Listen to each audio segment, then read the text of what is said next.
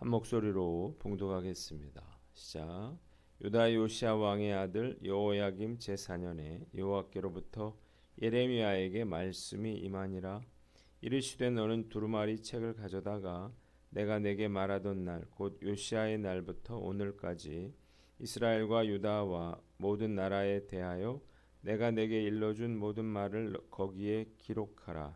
유다 가문이 내가 그들에게 내리려 한 모든 재난을 듣고 각기 악한 길에서 돌이키리니 그리하면 내가 그 악과 죄를 용서하리라 하시니라. 예레미야가 네리야의 아들 바룩을 부르매 바룩이 예레미야가 불러주는 대로 여호와께서 그에게 이르신 모든 말씀을 두루마리 책에 기록하니라. 예레미야가 바룩에게 명령하여 이르되 나는 붙잡혔으므로 여호와의 집에 들어갈 수 없으니 너는 들어가서 내가 말한 대로 두루마리에 기록한 여호와의 말씀을 금식일에 여호와의 성전에 있는 백성의 귀에 낭독하고 유다 모든 성읍에서 온 자들의 귀에도 낭독하라. 그들이 여호와 앞에 기도를 드리며 각기 악한 길을 떠나리라. 여호와께서 이 백성에 대하여 선포하신 노여움과 분이 크니라. 네리야의 아들 바룩이 선지자 예레미야가 자기에게 명령한 대로 하여 여호와의 성전에서 책에 있는 여호와의 모든 말씀을 낭독하니라. 유다 요시야의 왕의 아들 여호야김의 제5년 9월에 예루살렘 모든 백성과 유다 성읍들에서 예루살렘에 이른 모든 백성이 여호와 앞에서 금식을 선포한지라. 바룩이 여호와의 성전 윗들 곧 여호와의 성전에 있는 세문 어기 곁에 있는 사반의 아들 서기관 그마리아의 방에서 그 책에 기록된 예레미야의 말을 모든 백성에게 낭독하니라. 사반의 손자요 그마리아의 아들인 미가야가 그 책에 기록된 여호와의 말씀을 다 듣고 왕궁에 내려가서 서기관의 방에 들어가니 모든 고관 곧 서기관 엘리사마와 스마야의 아들 들라야와 악볼의 아들 엘라단과 사반의 아들 그마랴와 하나냐의 아들 시드기야와 모든 고관이 거기에 앉아 있는지라. 미가야가 바룩이 백성의 귀에 책을 낭독할 때에 들은 모든 말을 그들에게 전하매 이에 모든 고관이 구시의 증손 셀레마의 손자 느다냐의 아들 여우디를 바룩에게 보내 이르되 너는 백성의 귀에 낭독한 두루마리를 손에 가지고 오라. 네리야의 아들 바룩이 두루마리를 손에 가지고 그들에게 오니 그들이 바룩에게 이르되 앉아서 이를 우리 귀에 낭독하라. 바룩이 그의 귀에 낭독하매 그들이 그 모든 말씀을 듣고 놀라 서로 보며 바룩에게 이르되 우리가 이 모든 말을 왕에게 아뢰리라. 그들이 또 바룩에게 물어 이르되 너는 그가 불러주는 이 모든 말을 어떻게 기록하였느냐 청하노니 우리에게 알리라. 바룩이 대답하되 그가 그의 입으로 이 모든 말을 내게 불러주기로 내가 목으로 책에 기록하였노라.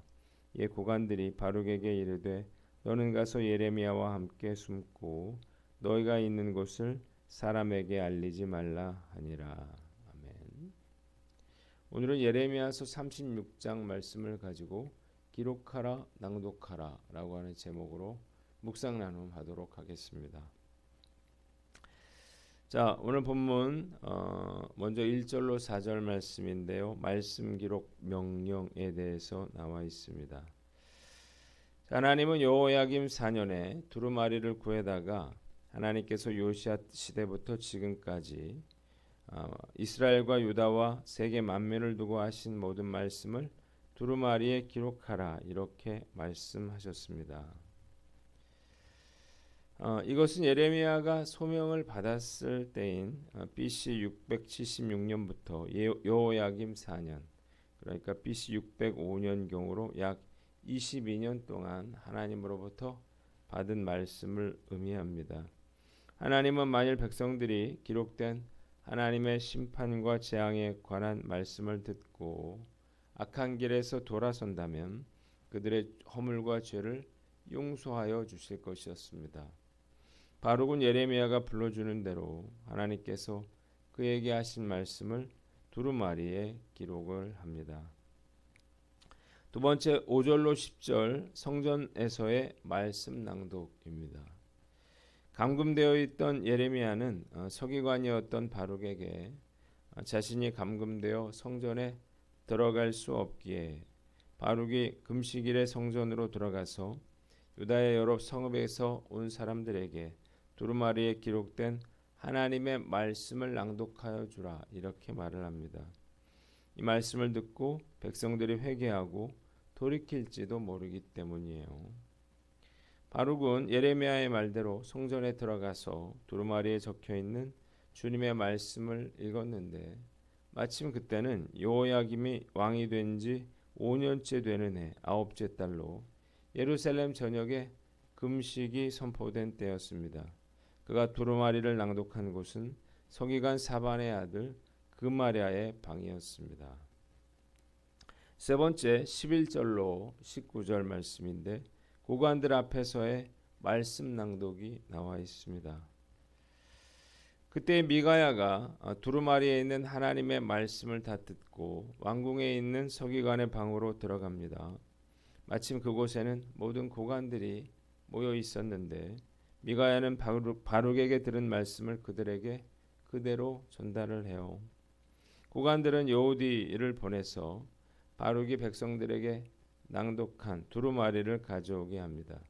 그리고 그들은 이 두루마리에 기록된 말씀을 다시 읽어달라 이렇게 요청을 했고 바룩의 낭독하는 내용을 다 듣고 난 후에 큰 충격을 받아 이 말씀을 왕에게 아뢰기로 그렇게 결정을 하게 됩니다.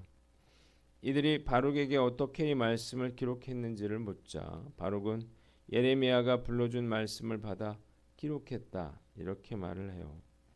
고관들은 이 말씀의 내용이 왕의 진노를 불러일으킬 수 있음을 알고 바룩에게 예레미야와 함께 아무도 모르게 숨어 있어라 그렇게 이야기를 했다고 하는 것이 오늘 우리가 읽은 본문의 내용입니다.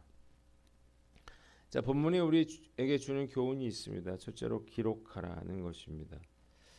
자, 하나님께서 예레미야에게 하나님의 말씀을 기록하게 하신 이유가 무엇인가?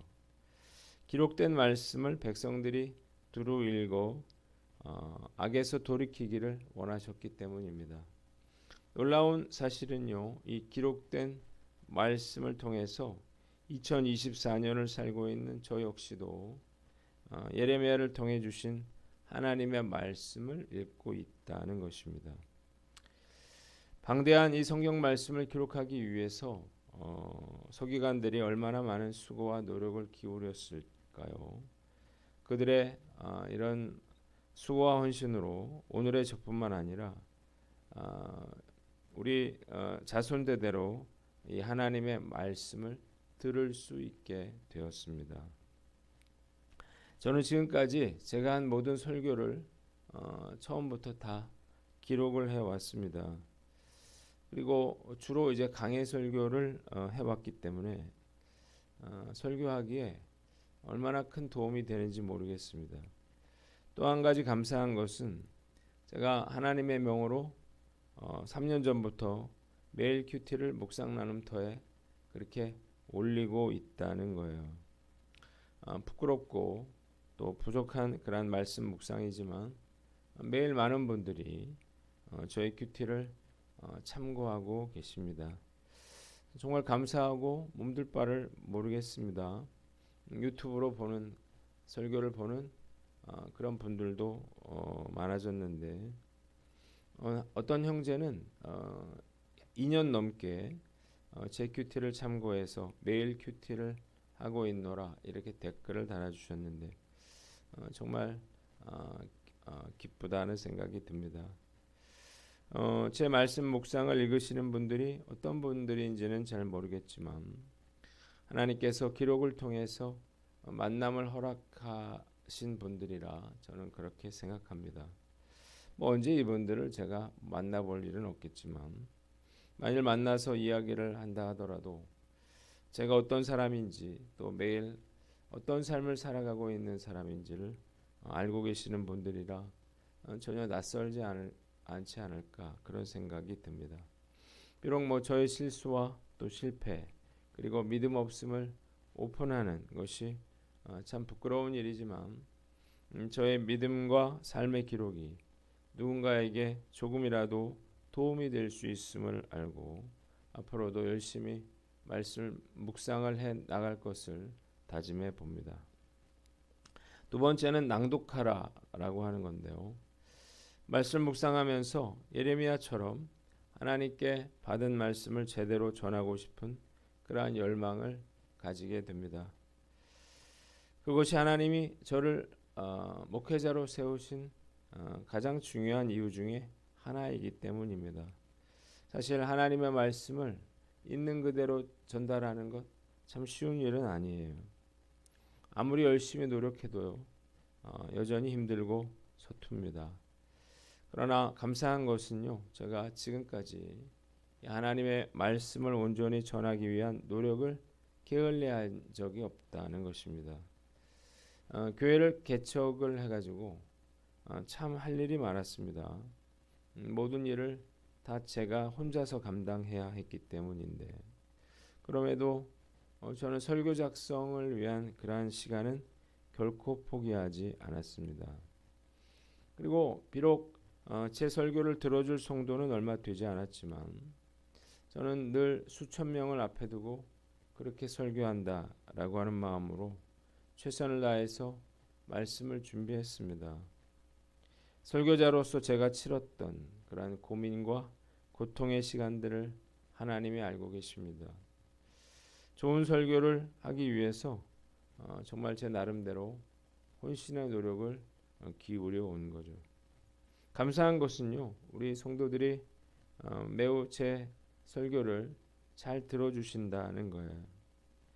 그리고 많은 분들이 목사님이 나의 상황을 어떻게 하시고 나에게 딱 맞는 말씀을 해주신다, 이런 이야기를 해주십니다. 이럴 때마다 저는 막중한 그런 책임감과 부담감을 갖게 되는데요.